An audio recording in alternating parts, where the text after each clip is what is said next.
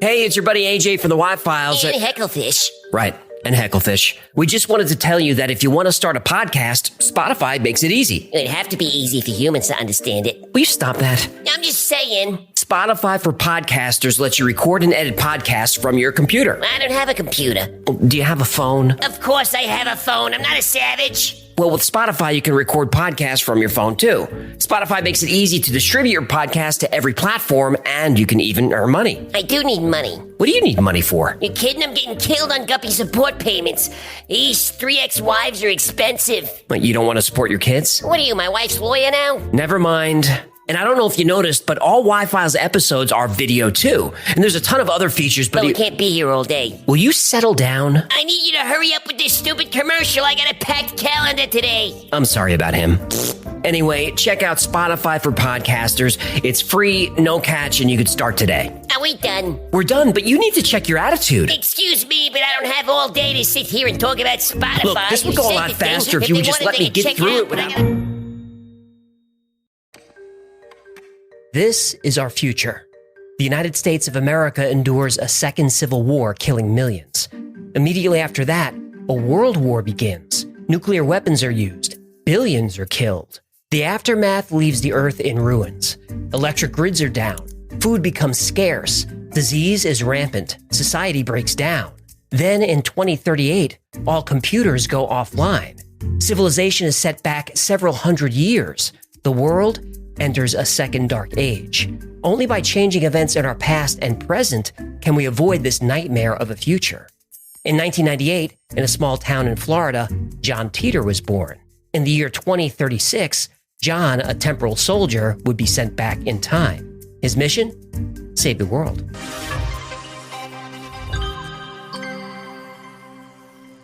On July 29, 1998, Art Bell, host of Coast to Coast AM, was running what he called open timelines. He wanted calls from people who claimed to be time travelers. Obviously, this brought out plenty of kooks. But then a fax came in that felt eerily real. Dear Art, I had a fax when I heard other time travelers calling in from any time past the year 2500 AD. Please let me explain. Time travel was invented in 2034. Offshoots of certain successful fusion reactor research allowed scientists at CERN to produce the world's first contained singularity engine. The basic design involves rotating singularities inside a magnetic field. By altering the speed and direction of rotation, you can travel both forward and backward in time. Time itself can be understood in terms of connected lines. When you go back in time, you travel on your original timeline. When you turn your singularity engine off, a new timeline is created due to the fact that you and your time machine are now there. Some interesting outcomes of this are, 1. You meet yourself. I have done it often, even taken a younger version of myself along for a few rides, before returning myself to the new timeline and going back to mine. 2. You can alter history in the new universe that you have just created. Most of the time, the changes are subtle. Sometimes I'll notice car models that don't exist or books that come out late. Unfortunately, it was also discovered that anyone going forward in time, for my 2036, hit a brick wall in the year 2564.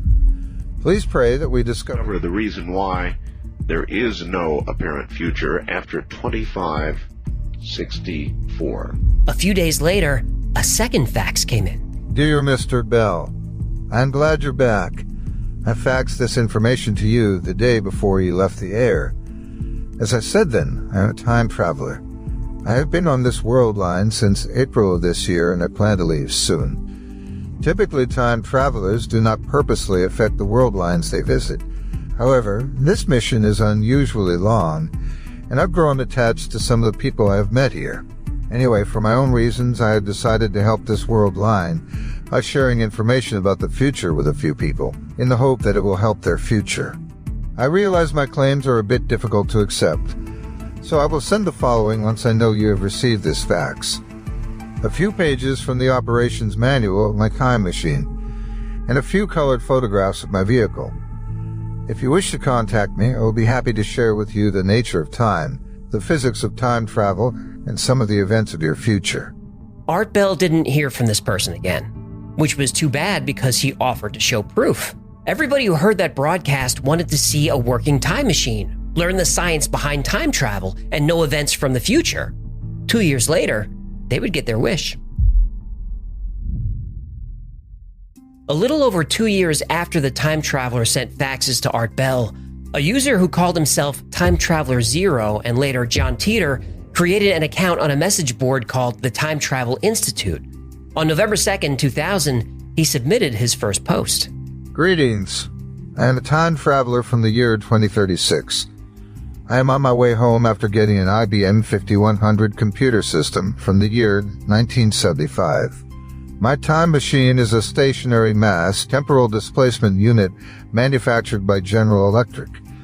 The unit is powered by two top-spin, dual-positive singularities that produce a standard, offset Tipler sinusoid. I will be happy to post pictures of the unit. Now, before we get into it, I have to be fair and say there were plenty of people on the message board who were skeptical, who wouldn't be. But John Titor was very specific and seemed to have very specialized knowledge.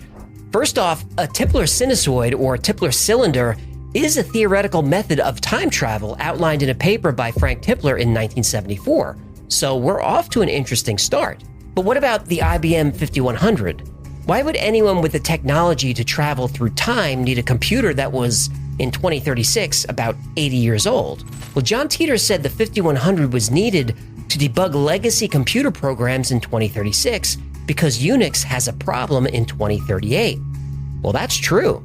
Remember the Y2K scare? The fear was hardware and software that measure the year in 2 digits would freak out when the year changed from 99 to 00. Now, the world didn't end as some people anticipated, but Y2K did cause some sporadic problems. Something similar is going to happen in 2038, and it could be worse. Unix systems measure time in seconds. A Unix timestamp is the number of seconds since January 1st, 1970. So the Unix timestamp 1 minute after that date is 60. The timestamp 1 hour after that date is 3600, and up it goes. As I write this, the Unix timestamp is 166-413-1870, so about 1.6 billion seconds. Without getting too geeky, a 32-bit integer can only go as high as about 2.1 billion. The official last date that a 32-bit system can recognize is Tuesday, January 19th, 2038. After that, things could get interesting. Ooh, interesting is never good. It's not. And the way to solve this is by upgrading systems to 64 bits. And how far in the future does that get us? Well, the max 64-bit number is about 9.2 quintillion. So that gets us to the year 292 billion and change. Oh, that should be enough. It will be. So what does an old computer have to do with this? Well, John Titor said the IBM 5100 could help them debug legacy code. And this is actually correct.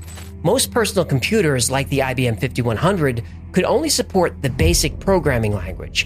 But the 5100 had special functionality that was hidden from the public. It could run programs written in BASIC, but it could also run APL programs written for IBM mainframes. That's useful. Only the IBM engineers who designed it knew this secret. They were afraid of how competitors might use it. In 2002, NASA was buying old gear on eBay because that was the only way to find Intel 8086 chips, which they needed for various missions. So this is something that happens. So, John Titor's first post contained a lot of sound science and information that wasn't well known at the time. But he was just getting started. John Titor was very active on the message board. He would answer any question anyone had. He just wouldn't talk about things like the stock market or who would win the Super Bowl. He said he wasn't interested in helping anyone get rich, and even if he was, he couldn't remember who won a Super Bowl 35 years ago. But John Titor also said that predictions like that could be wrong because he was from a different timeline, which he called a world line. How he explained it was, imagine a cone where the diameter of the cone is how different the destination time is from your own. You enter the time machine at the tip of the cone.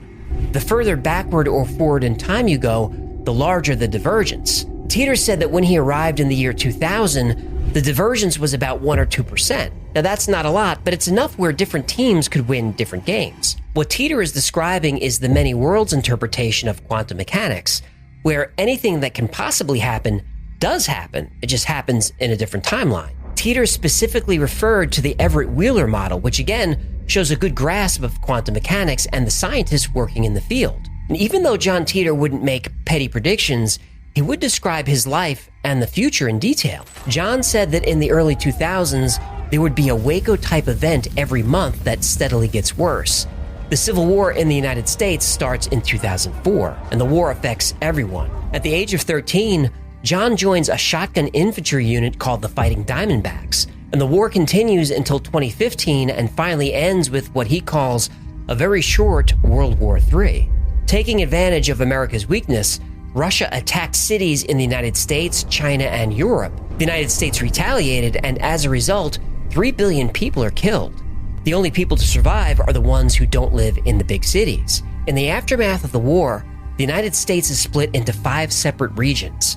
Each region elects its own president, and all 5 presidents serve a new, very diminished federal government in the capital, which has been moved to Omaha, Nebraska. In 2036, I live in Central Florida with my family, and I'm currently stationed at an Army base in Tampa. A world war in 2015 killed nearly 3 billion people. The people that survived grew closer together. Life is centered on the family and in the community. I cannot imagine living even a few hundred miles away from my parents. There's no large industrial complex creating masses of useless food and recreational items. Food and livestock is grown and sold locally. People spend much more time reading and talking together face to face. Religion is taken seriously, and everyone can multiply and divide in their heads. This new world is now a simpler place. More focus is placed on family, the community, and religion. The biggest fear John Titor has is mad cow disease, which has become a worldwide pandemic. John transfers into a military unit with 7 other time travelers, and their job is to go back and try and prevent as much environmental damage as possible. The narrative John Titor creates is very detailed, and I'll link to a page where you can read every one of his posts. And even though people on the message board were entertained and fascinated, they were skeptical. They wanted to know, 1, can you tell us how your time travel device works? And 2, can you show us a picture of it? The answer was yes, and yes. John Titor posted diagrams of his time travel device, pictures of the operator's manual, and even pictures of the device itself. According to John, time travel is discovered in 2034 by scientists at CERN. Using this breakthrough technology, General Electric actually creates working time travel devices. These machines go through various iterations and improvements. The time travel unit John Titor uses is a C-204 gravity distortion time displacement unit, which operates using microsingularities, or tiny black holes. The source of power for the C-204 that allows it to distort and manipulate gravity comes from 2 microsingularities that were created, captured, and cleaned at a much larger and circular facility. The dual event horizons of each one and their mass is manipulated by ejecting electrons onto the surface of their respective ergospheres. The electricity comes from batteries. The breakthrough that will allow for this technology will occur within a year or so when CERN brings their larger facility online. John Titor talks about Kerr black holes, which are black holes that rotate, and Tipler cylinders. Now, these are real theories in physics that involve time travel. One of the most interesting pieces of technology in John Titor's time machine is called a variable gravity lock system, or VGL. Since the machine only travels through time and not space, the VGL makes sure that the Earth is in the same place in orbit when it reaches its destination. Otherwise, you end up floating in space, which is not ideal. The hard part of traveling through time is not the bending of gravity, but the plotting of your course and holding to the basic position in your environment. This is done through a system called VGL, Variable Gravity Lock. In effect, it holds you to the Earth. During travel, it periodically checks to see that the field is not varied. If it does, it stops and reverses course or drops out at that point. Buildings and other terrain features are avoided in the same way. As soon as the VGL sensors pick up an unexpected mass in the target world line, it would shut down. The C-204 has an array of computers, clocks, and sensors to get you to the correct date. But because timelines get more and more different the further forward or back you go, the unit maxes out at about 60 years. Someone asked him about traveling back 1,000 years. John said that you wouldn't even recognize that world. The distortion unit reaches its target destination by using very sensitive gravity sensors and atomic clocks. The basic unit of calculation is the second. So yes, in a sense you do dial in a date, and the computer system controls the distortion field. At maximum power, the unit I have is capable of traveling about 10 years an hour. Unfortunately, time travel is not an exact science. There is inherent error and chaos in the computer's ability to make accurate calculations. Based on the current technology of the clocks and sensors, distortion units are only accurate to about 60 years or so. So no, in 2036 we are unable to travel back 1,000 years due to the error rate in the system. The divergence between the world line of origin and the target world line would be too great. If one were to try and travel back that far, history would look nothing like what you would expect. In other words, if I wanted to go back 2,000 years and meet Christ, there is a better than average chance I would end up on a world line where he was never born. Hold on. One of those pictures, it looked like a bucket seat with a seatbelt. Yep, that's because on John Titor's first trip, the time machine was mounted inside a 67 Chevy. No, I guess a DeLorean is too on the nose.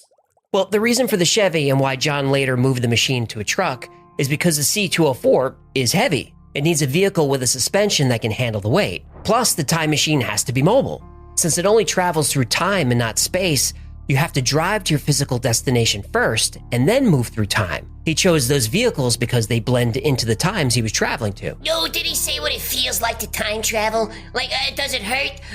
Does your face get all stretchy? Well, John Titor does talk about this.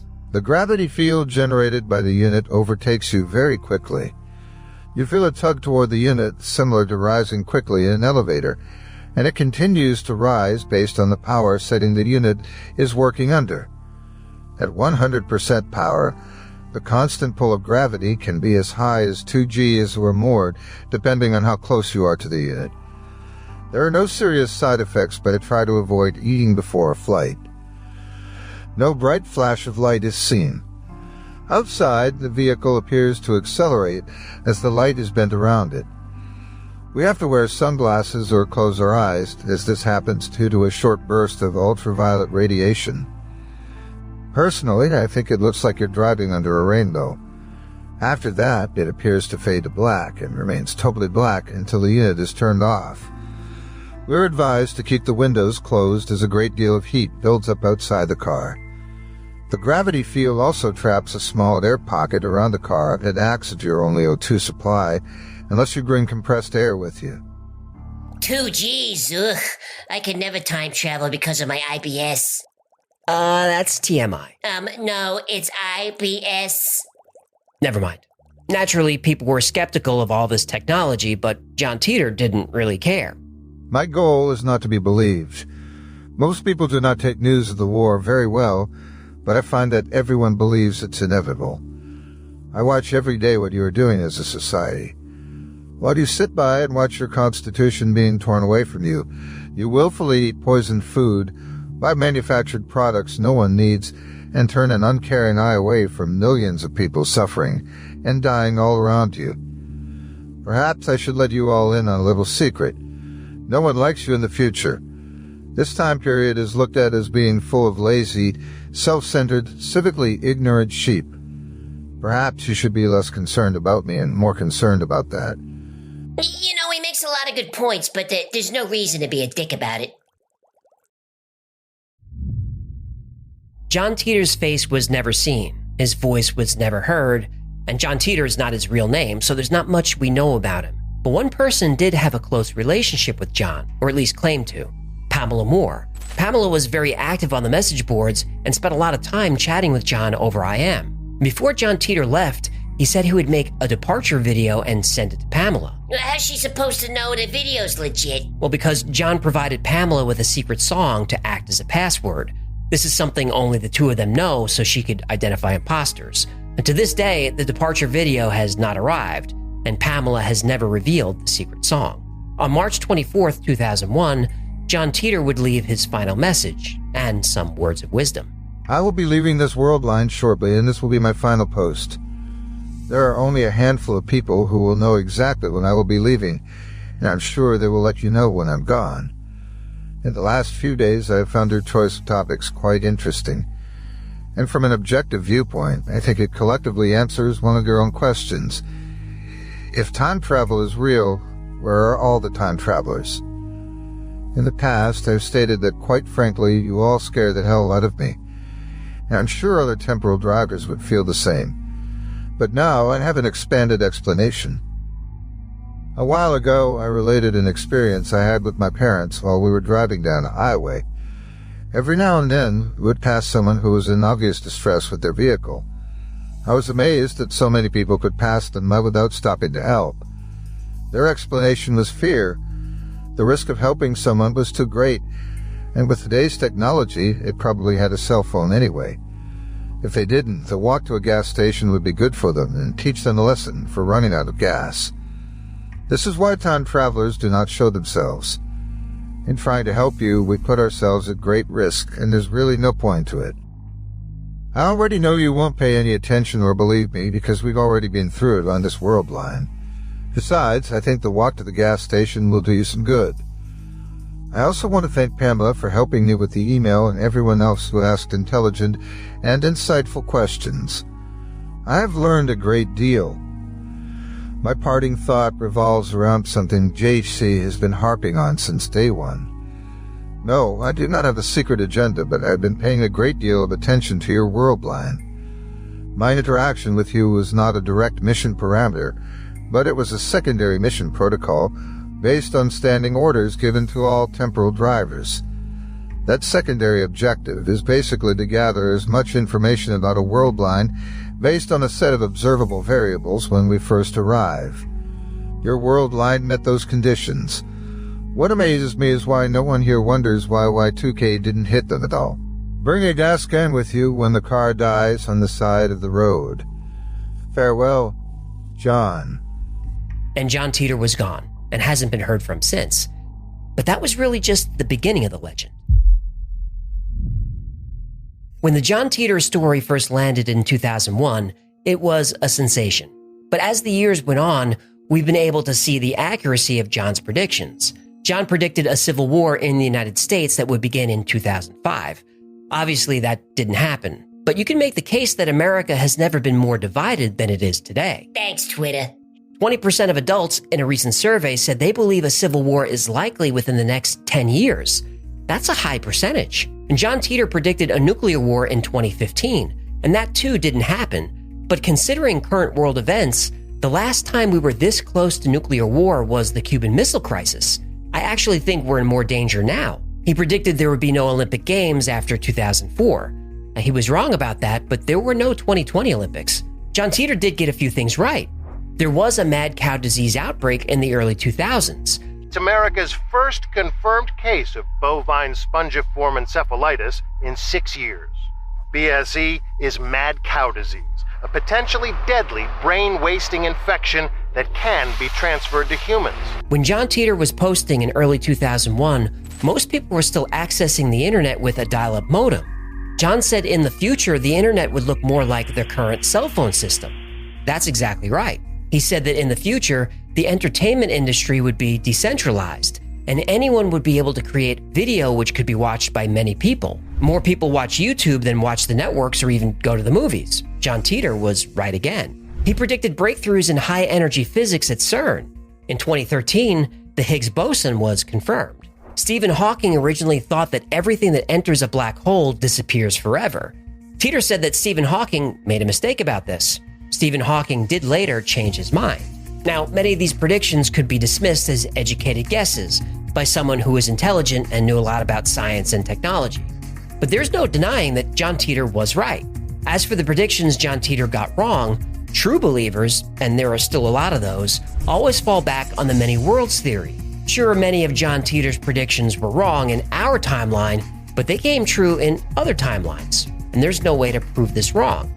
But if you look closely at the John Titor story, you do find inconsistencies. You also find convenient coincidences. And because of these problems with the story, many believe that John Titor was a hoax. And if that's true, then who was the real John Titor? Well, there are a few suspects. Whenever anyone does a story about John Titor and who he actually may be, there are a few names that always pop up. The first is Joseph Matheny. He's described as a writer and transmedia artist, and he's mostly known for Ong's Hat, which was one of the first alternate reality or real-time interactive games. And Matheny makes a good case. He said that he, along with 3 other people, developed the John Titor story as a fun experiment to see if they could develop an internet myth. Mission accomplished. Matheny won't divulge who the other 3 people are because they're pretty high up in the entertainment industry and have reputations to protect. But a lot of the story tracks. Matheny says the time machine we see in the fuzzy photos was created by a prop designer who's worked on major movies. And John Titor fans have been able to identify pieces of the time machine that are actually real things. Matheny says the reason the messages often have different tones is because they were written by different people on the team. Matheny was responsible for character development. And the reason that John Titor's story is so similar to John Connor's is because it was intentional. Now, I've heard and read some interviews with Matheny, and at first I was skeptical. Initially, I didn't think he had the tech or science background to flesh out the details in the John Titor story. I was very wrong. Matheny was involved in tech since the 80s. He worked with Adobe and Netscape in the early days and holds a few patents. Also, his game, Ong's Hat, had references to theoretical physics. He had the tech chops and a track record in creating online myths. He could have definitely pulled this off. Still, I'd love to see hard evidence. Matheny won't provide any. And when asked, he gets pretty annoyed. He says believe him or don't, he doesn't care. I think that after 20 years, he's sick of people asking him about John Titor. But there are more people to look at. The other name that comes up in the John Titor story is Larry Haber and the Haber brothers. Larry Haber is a Florida-based entertainment attorney. He claims to represent John Titor's mom, Kay, and the Titor family. Hey, how does a lawyer sleep? I don't know how. Oh, first he lies on one side, and then he lies on the other. Good one. Now, I've seen and read a number of interviews with Larry Haber. He definitely does not have the technology or science background to create John Titor. But his brothers do. Richard Haber is an IT administrator, and Maury Haber is a very senior cybersecurity professional. Maury also has a lot of experience writing about technology. And if you go down the John Titor rabbit hole on YouTube, you'll eventually run into a channel called Hoax Hunter, run by John Rasmus Houston, and I'll link to his channel below. Now, John has done a ton of research on the subject. He's tracked P.O. boxes, he's done text comparisons of Maury Haber's writing to John Titor's posts, he's tracked all the usernames from John Titor's message board. I mean, this is exhaustive research. He's convinced that John Titor is actually Maury Haber, who eventually enlisted his lawyer brother to represent the story. Now, what does a lawyer get when you give him Viagra? What? Taller! Have a problem with lawyers, do you? I've been divorced 3 times. What do you think? Larry Haber has been attached to John Titor for years. Not only does he claim to represent the Titor family, in 2003, he registered the John Titor Foundation, LLC, a for-profit business. And this LLC published John Titor's posts as a book called A Time Traveler's Tale. Larry Haber also registered John Titor as a trademark in 2007. So this lawyer claims to represent the Titor family, right? Yeah, And at the same time, he's got businesses and books and is making money from this thing? that's right. Isn't that a conflict of interest? I think it is, but I guess Larry Haber and the Titor family are okay with it. He won't say. Hey, how do you get a lawyer out of a tree? How? Cut the rope. Joseph Matheny said he had someone reach out to the publisher of Larry Haber's book and get it pulled. Larry Haber can't confirm that Matheny did this, but he did confirm that the book is out of print and doesn't know why. So this Matheny guy torpedoed the lawyer? That's what it looks like. He's okay in my book. Hey, what do you have when a lawyer is buried up to his neck in sand? What do you have? Not enough sand. I got 1 billion of them. Baby. In Larry Haber's defense, even though he represents the Titor family, he doesn't claim to believe the story. He says he doesn't know one way or the other and doesn't care. He's just working for his client. And making money from his client. Yeah, and that. Pamela Moore said she was sent a copy of Larry Haber's book, signed by John with a song quoted at the end. Was it the secret song? Nope. How do you know if a lawyer is lying? His His lips are moving. over 20 years later, and the John Titor story still fascinates people. Honestly, I had never considered doing this story because it's been done so many times, but it's one of the most requested topics on the channel. I think the reason we love time travel stories is because it all comes down to possibilities and opportunities. A story about a possible future, especially such a frightening one, gives us an opportunity to reflect on our present and choose a path to avoid that dark future, or it gives us a chance to prepare for it. Think of how useful it would be if someone came back from that future to warn us, to give us the exact steps to follow to ensure our survival. Well, before John Titor disappeared, he did just that. Do not eat or use products from any animal that is fed and eats parts of its own dead. Do not kiss or have intimate relations with anyone you do not know. Learn basic sanitation and water purification. Be comfortable around firearms. Learn to shoot and clean a gun. Get a good first aid kit and learn to use it.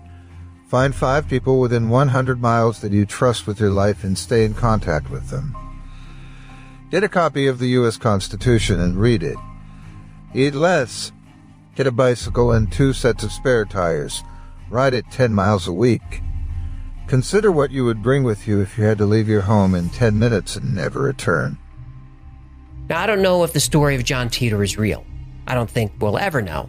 But still, my family is taking his advice. We've got the first aid kit, the bicycle, and lots of ammo. We're prepared for the future that John described, at least as best as we can be. And it's okay if you don't believe that John Titor is from the future. It's a story that anyone would be skeptical of. But be skeptical of John Titor at your own risk. Me? I'm not willing to take the chance. Thank you so much for hanging out with me today. My name is AJ, that's Hecklefish. This has been the Y-Files. If you had fun or learned anything, do me a favor and like, subscribe, comment, share. That stuff really helps the channel. And like most topics we cover on the channel, today's topic was recommended by you. If there's a story you'd like to see or learn more about, go to theyfiles.com/tips. And special thanks to our patrons who make this channel possible. I'm amazed by your generosity. And if you'd like to support the channel, consider becoming a member on Patreon or grabbing something from the Y-File store. Or make your friends jealous with a Hecklefish t-shirt. I don't know if your friends will be jealous, but they will have questions. That's going to do it. Until next time, be safe, be kind, and know that you are appreciated.